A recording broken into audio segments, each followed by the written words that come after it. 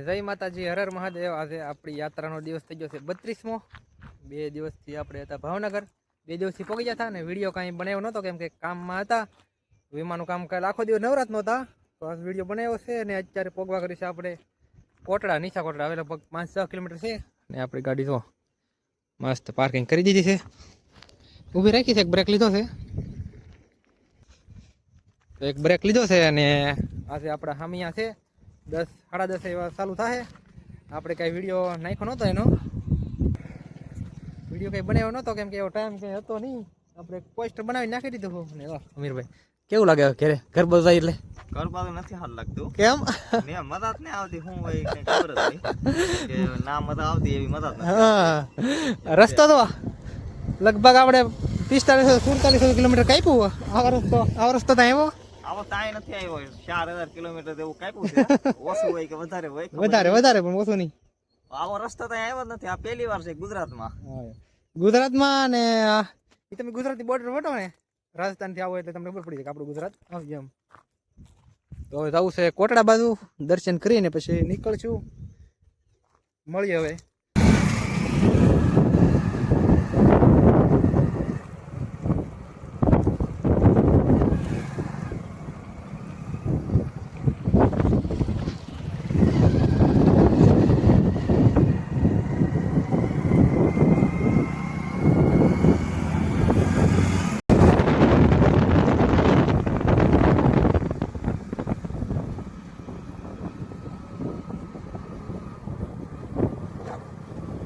બધા એંગલમાં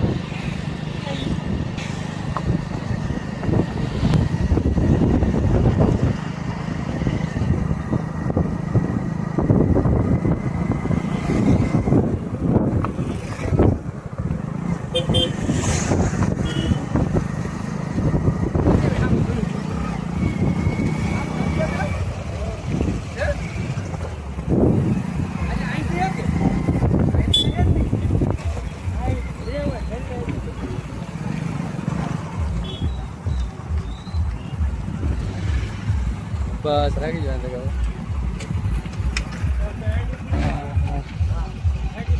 હમ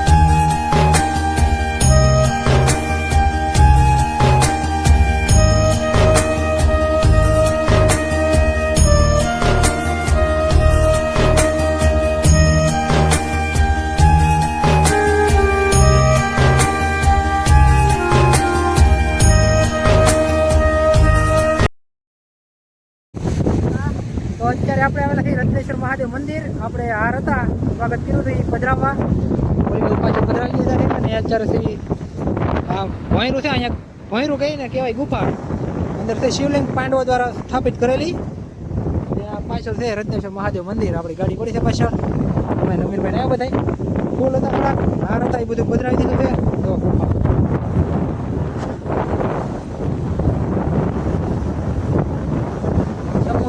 સમુદ્ર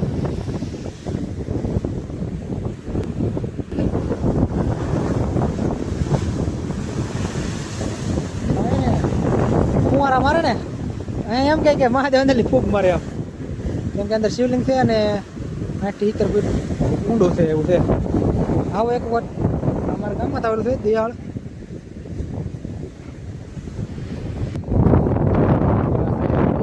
મંદિર અત્યારે તો બને તું અંદર કંઈ આપણે મોટા વિડીયો ઉતાર્યો નહીં અહીં પડી છે આપણી ગાડી